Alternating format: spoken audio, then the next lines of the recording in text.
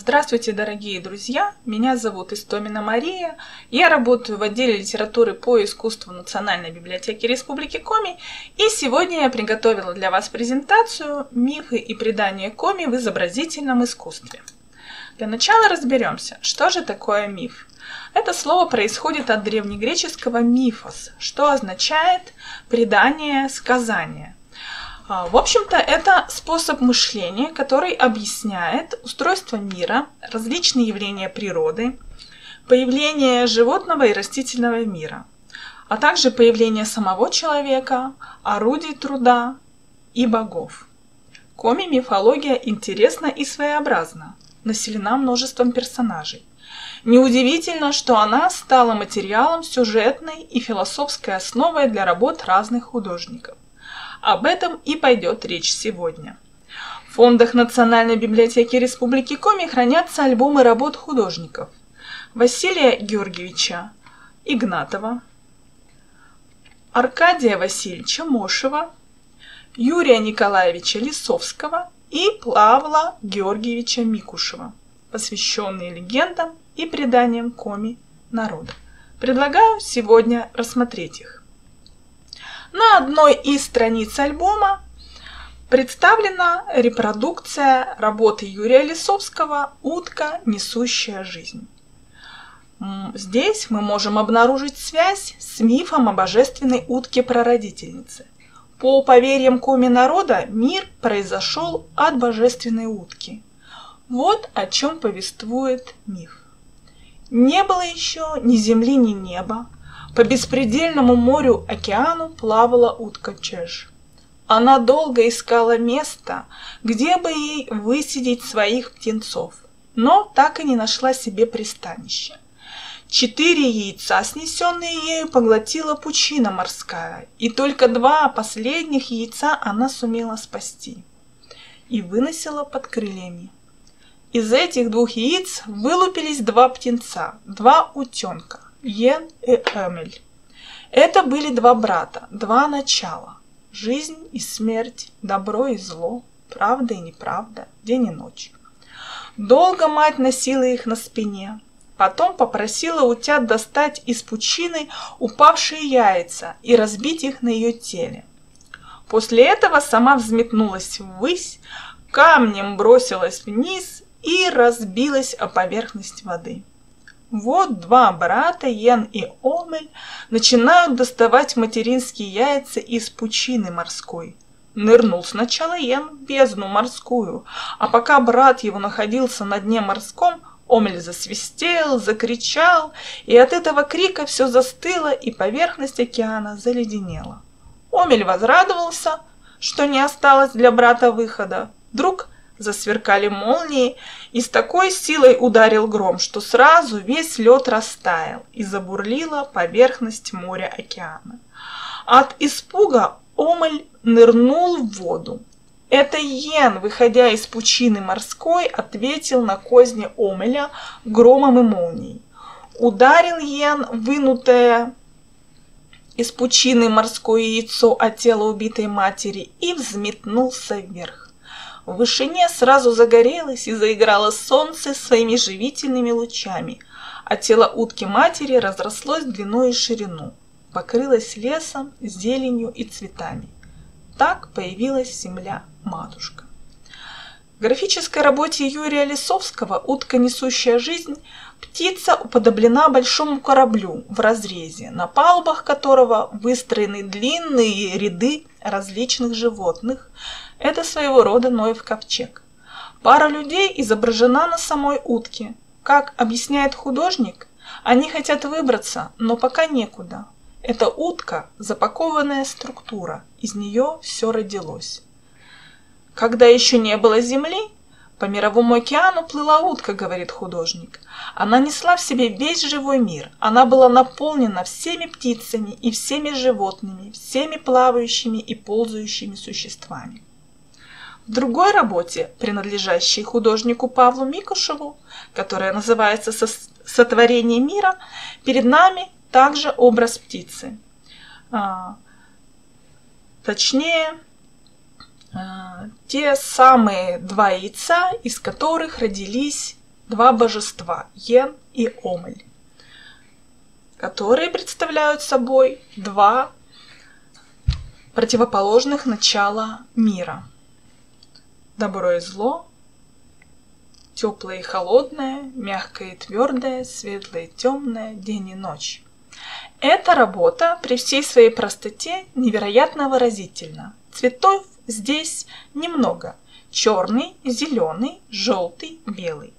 Зеленый фон напоминает текстуру камня. Четкие линии очерчивают фигуры яиц и размещенных в них птиц, создают динамический рисунок из изломанных линий, точек и прямых. Здесь статика и декоративность сочетаются с динамичностью графики. В произведении Аркадия Васильевича Мошева «Сотворение мира» утка-прародительница предстает в образе женщины-демиурга, творящей Вселенную. Здесь мы видим, как из божественного яйца появляется солнце, возникают различные элементы мира, растения, минералы, морские создания и многое другое. Эта работа принадлежит к серии станковой графики «Сотворение мира», выполненной в технике перового и карандашного рисунка, в которой воплотился весь многолетний опыт изучения и освоения Аркадием Васильевичем этнографического и исторического материала, связанного с бытом коми-зырян и коми-пермяков. Авторству Аркадия Васильевича Мошева принадлежит иллюстрации к известной книге, сборнику сказок финно-угорских народов «Перо-богатырь», вышедший в 1985 году. За иллюстрацией книги «Перо-богатырь» художник был удостоен звания «Заслуженный деятель искусства коми АССР». «Перо-богатырь» – легендарный коми-герой-охотник. Сюжет о Пере-богатыре является одним из наиболее развитых, хорошо сохранившихся как в эпосе коми-зырян, так и в эпосе коми-пермяков.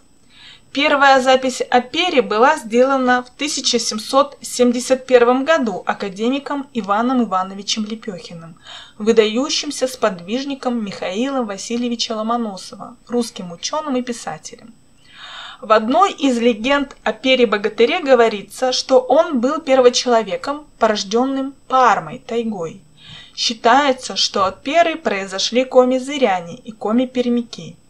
Существует множество сюжетов, связанных с этим героем. Два из них основные – Пера – защитник Родины и Пера – победитель Лешего. Оба этих сюжета отражены в живописи и книжной графике. Пера является для коми культурным героем. Он воплощает в себе идеал. Он силен, трудолюбив, чтит традиции, живет в гармонии с природой. В нем воплотились те качества и ценности, которые коми-человек считал наиболее важными.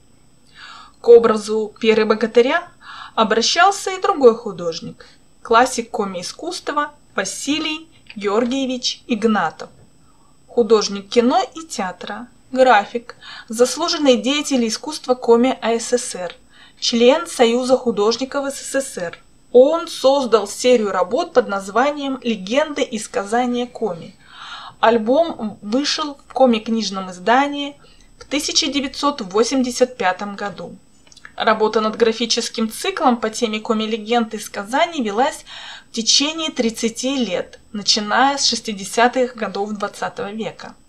На примере серии графических работ, посвященных Пере-богатырю, мы можем познакомиться с неповторимым художественным почерком Игнатова. Среди признаков его стиля – яркая декоративность цвета, стилизация рисунка, насыщенный колорит, графичность работ, тончайшая ритмическая проработка красочных штрихов. Сказания о Пере имеют множество вариантов. На примере работ Василия Георгиевича Игнатова мы рассмотрим два основных из них.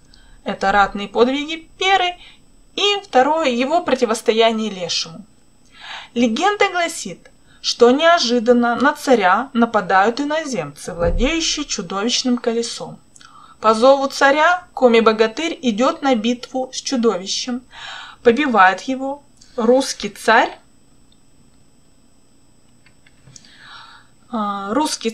хочет наградить Перу золотом-серебром, но тот от награды отказывается, принимает лишь грамоту на лесные угодья и шелковые сети.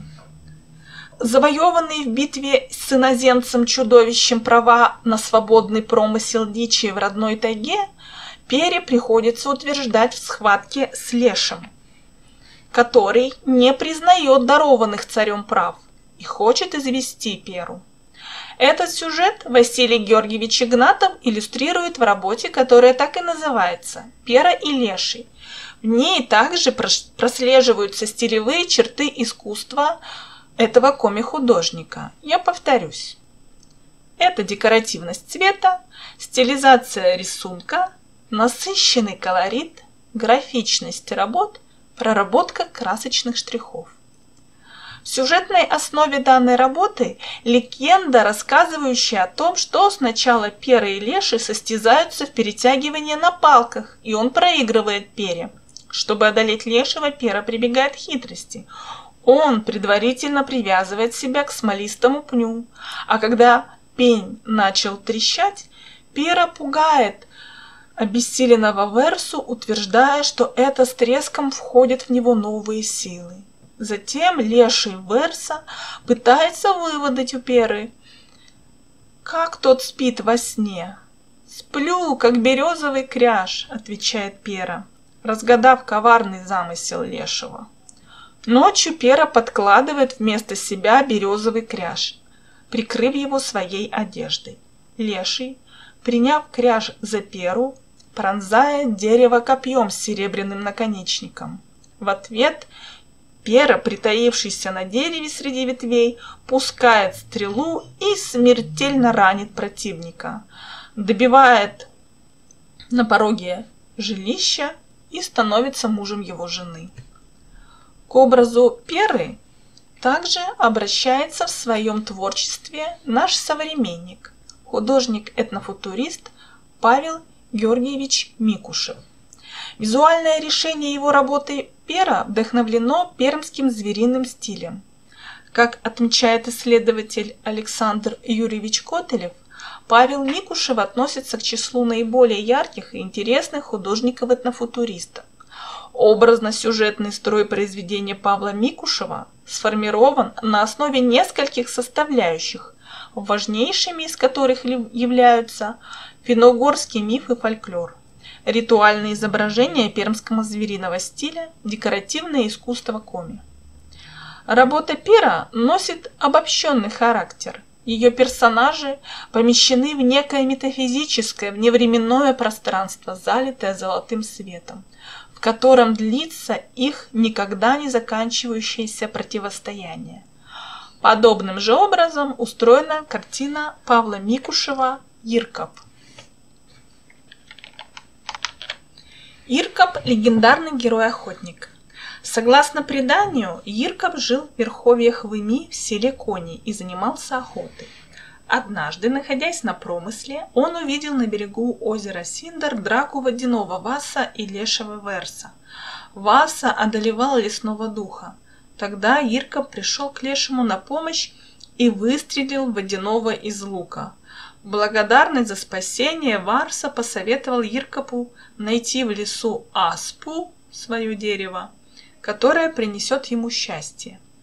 После долгих поисков Иркоп нашел это дерево, сосну, срубил его и сделал из него лыжи, которые обладали необыкновенной скоростью. Не успевала протопиться печь, как Иркоп возвращался с промысловых угодий, находившихся за 300 километров от села. Лыжи несли его сами. Достаточно было подумать о том, куда нужно ехать. Чтобы их остановить, нужно было бросить перед собой шапку и рукавицы. Ни один зверь не мог уйти от всесильного Иркопа. Однажды колдунья-односельчанка сказала ему, что на другой стороне реки будет пастись голубой олень, и если Иркоп его поймает, то он будет самым проворным и удачливым охотником на свете. На следующее утро мать Ирка поставила печь хлеб, увидела голубого оленя и разбудила сына. Он встал, сунул за пазуху еще горячий ячменный хлеб и на волшебных лыжах бросился догонять оленя. Погоня продолжалась вплоть до самого Урала, где у оленя копыта стали скользить на камнях, и Ирка его догнал. Тогда голубой олень перекувыркнулся через голову и превратился в очень красивую девушку, которая стала умолять охотника пощадить ее. Но Иркоп не согласился, убил девушку, вынул у нее сердце, сунул его за пазуху и отправился в обратный путь. Когда он добрался до своего села и преломил взятый в дорогу хлебец, от него еще шел теплый пар.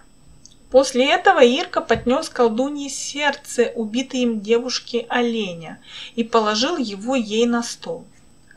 Свою гибель легендарный охотник нашел в водах им же открытого Синдарского озера, переходя по тонкому льду, отяжелевший от выпитых им ополосок от стирки портянок. Это предание мастерски иллюстрирует Аркадий Васильевич Мошев в серии листов, посвященных герою из альбома «Мифология народа Коми». В работе другого художника, знакомого уже нам, Василия Георгиевича Игнатова, Иркоп и лось, лось, по некоторым вариантам легенды, Иркоп преследует не оленя, а лося. Лось в данном случае выступает как символ мужской силы и выносливости. Необычный красный окрас лося связан с солярной символикой в мифологических представлениях коми-зырян.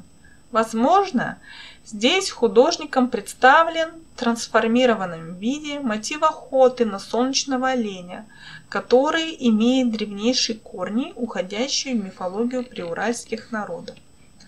Охота на лося у коми считалась более опасной, чем на медведя. Охотники были убеждены, что убитый лось мог ожить, если не выполнить определенных ритуальных действий. Удачливым охотникам, как на лося, так и на медведя, приписывали безусловное благоволение лесных духов. К образу Иркопа обращается художник-этнофутурист Юрий Лисовский. Его Иркоп чем-то напоминает древнегреческого героя. В центре композиции солнце. Лось, будучи животным верхнего божественного мира, по представлениям древних коми, помещен художником в верхней части работы. А сама композиция заключена в некую раму из фигур животного и растительного мира. Помимо бесстрашных богатырей и легендарных охотников, мир коми-сказаний населяют опасные чудовища. Одним из таких персонажей коми-фольклора является Ягморт. Слово Ягморт переводится как «боровой» или «лесной человек». Легенда гласит, что в одном из чудских селений стал часто появляться Ягморт, великан ростом с сосну, похожий на дикого зверя, в одежде из невыделенной медвежьей шкуры. Он похищал скот, женщин и детей, а люди против него были бессильны. К тому же Ягморт был великим колдуном. Болезни, падеж скота, бездождие, безветрие, летние пожары – все насылал он на народ. Сюжет о Ягморте впервые был опубликован в середине прошлого столетия в Вологодских губернских ведомостях.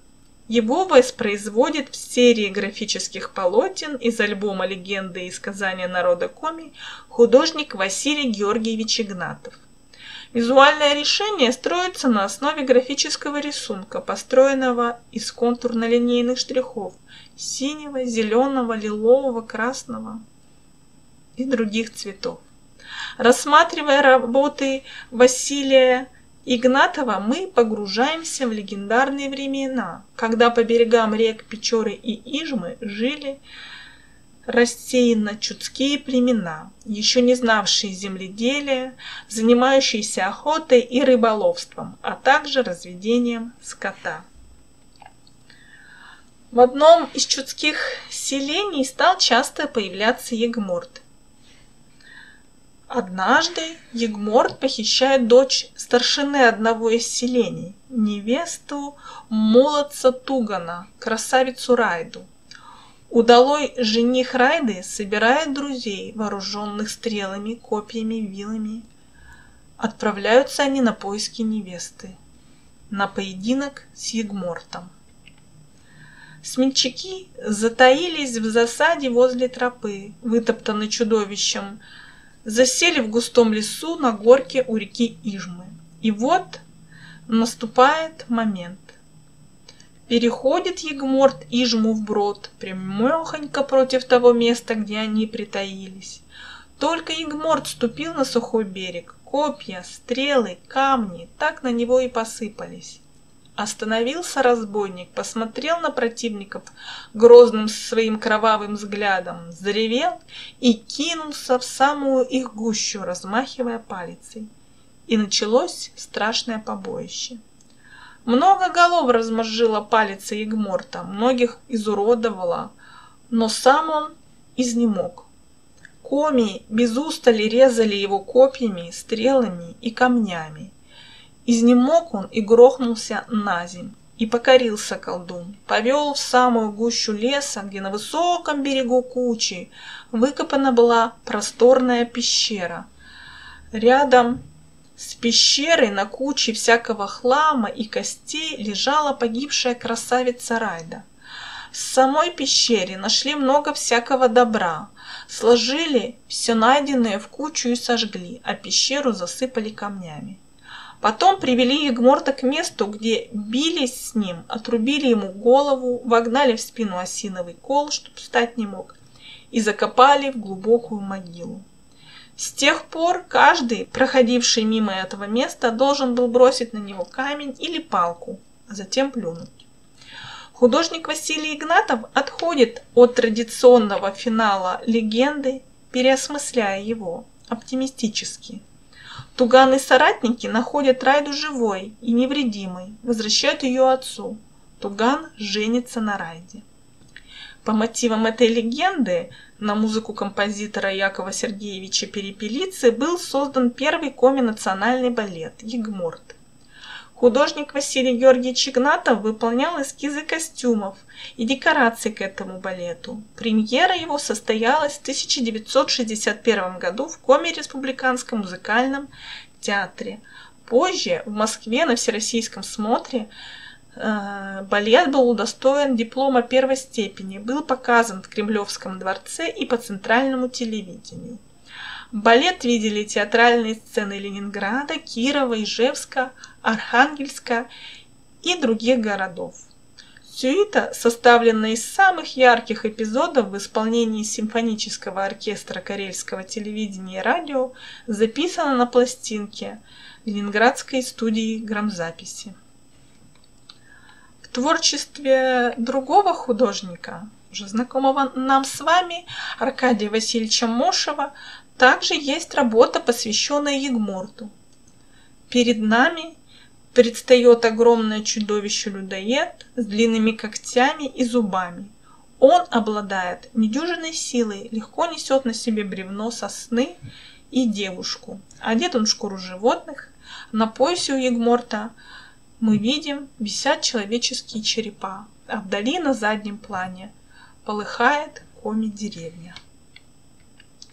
Еще одно чудище, один жуткий персонаж коми-мифологии, коми-фольклора – Керт Айка, что переводится как «железный герой».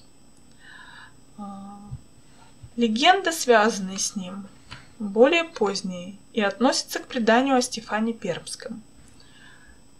Керт Айка являлся верхневычегодским колдуном. Его имя имеет топонимическую подоплеку, объясняющую происхождение названия села Карткерос, то есть «железная возвышенность». Железо было необходимым атрибутом Картайки. Он носил одежду и шапку из железа, у него был железный дом, лодка, лук и стрелы. Приписываемая Картайке, как и другим колдунам, неуязвимость объяснялась тем, что у него было железное тело. Основным занятием Картайки было ограбление судов и лодок, проплывающих по вычегде, которые он останавливал, протянутой через реку железной цепью. Более того, Картайка был первокузнецом, поскольку до него ковать железо никто не умел. То есть он является в коми-мифологии культурным героем, но очень своеобразным, со знаком минус. Он не делится ни с кем своим уникальным знанием. Наряду со своими железными способностями Картайка, как и другие могучие колдуны, обладал неограниченной властью над стихиями. По его слову, меркли солнце и луна, день превращался в ночь и наоборот. Он мог заставить реку потечь вспять, а в засуху вызвать обильный дождь. Мог остановить словом плывущую по реке лодку, мог сказать: «Сусло стой, коли сусло стой, то и лодка стой». Согласно апокрифическому преданию, Стефан Пермский, плывя в лодке вверх по вычегде, как и многие другие до него, был остановлен железной цепью, протянутой через реку вблизи от жилища Картайки. Осенив себя крестным знамением, Стефан ударил по цепи крестом, та лопнула и погрузилась на дно реки. Увидев это, Картайка произнес заговор, и по поверхности реки загуляли огромные волны, грозя опрокинуть лодку. С помощью крестного знамения и креста Стефан успокоил волны и причалил к берегу. Картайка бросился на святителя, размахивая огромным топором. Зная о неуязвимости Туна, Стефан велел своим спутникам отойти в сторону, а сам пошел навстречу и ударил его в лоб топором. Картайка упал, как подкошенный, не издав при этом ни звука, и умер. На месте его могилы возникло затем село Карткерос. Среди достаточно многочисленных преданий о единоборстве Стефана Пермского с могучими тунами вариант, когда он собственноручно убивает своего противника, является редким. Обычно Стефан противостоит своему противнику лишь до тех пор, пока тун не исчерпает свои колдовские возможности, после чего его с использованием магических средств убивают либо спутники Стефана Пермского, либо сородичи Туна, убедившись в его бессилии перед новой верой. Помимо легендарных героев и чудовищ, мир коми-человека населяла разного рода нечисть. Лешие, водяные, банники, овинники, домовые. Вот далеко не полный список демонических существ, с которыми соприкасался человек на охоте, рыбалке, в бане и даже в собственном доме. Нарушать покой этих существ было достаточно опасно, и надо следовать определенным правилам поведения, которые позволяют мирно сосуществовать с духами и даже пользоваться их поддержкой. Из всех духов хозяев самым могущественным считался дух бани, банник, по коми Пывсянца. С происками банника связывали угар или даже смерть после помывки плохо проветриваемой бани. Отношения с банником были строго регламентированы. Впрочем, регламент этот был достаточно прост. Входя в баню, следовало попросить у Пывсянца разрешение помыться. После третьего пара, нарушивший первое правило, банник просто изгонял из бани, не давая им мыться. За нарушение второго могла последовать смерть. Перед помывкой, чтобы умилостивить банника, ему ставили угощение – воду и печеный лук. Опасным для жизни считалось и посещение бани в ночное время. Схваченного банник мог спасти вовремя подоспевший на помощь дух-хозяин Авина. который считался враждебным по отношению к баннику. Тем не менее, особых оснований для зачисления банника в разряд исключительно злых духов нет. Он был жесток только в отношении нарушителей норм общения между людьми и духами.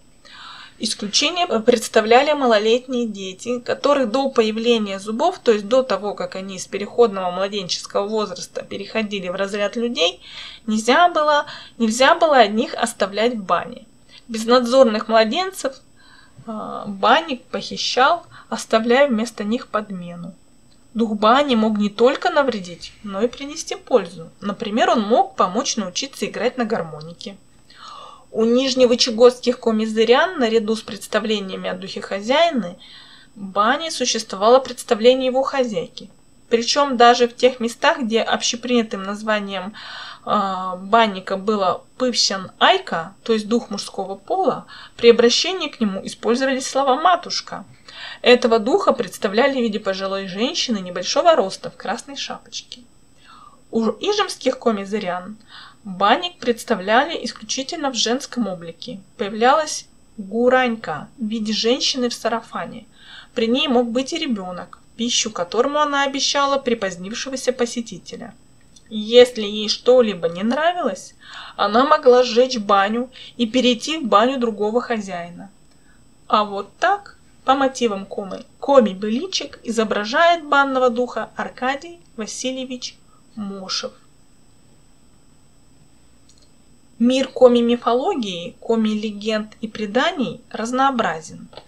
Им вдохновлялись при создании своих работ самые разные художники. Это Юрий Николаевич Лисовский, Павел Георгиевич Микушев, Василий Георгиевич Игнатов, Аркадий Васильевич Мошев. Если вас заинтересовало искусство этих художников, а также мир коми-легенд и сказаний, то я рекомендую вам обратиться к двум интересным интернет-ресурсам. К проекту Национальной библиотеки Республики Коми «Культурная карта Республики Коми», где можно найти наиболее полную информацию о культуре нашей республики, и к проекту нашего партнера Национальной галереи Республики Коми «Краеведение», где можно познакомиться с картинами известных коми-авторов. А также, думаю, не безинтересно будет ознакомиться с сайтом Национальной библиотеки Республики Коми nbrkomi.ru, где вы можете воспользоваться разнообразными услугами библиотеки. И также подписывайтесь на нашу группу в социальной сети ВКонтакте. Все адреса и ссылки вы видите на этом слайде. Спасибо за внимание!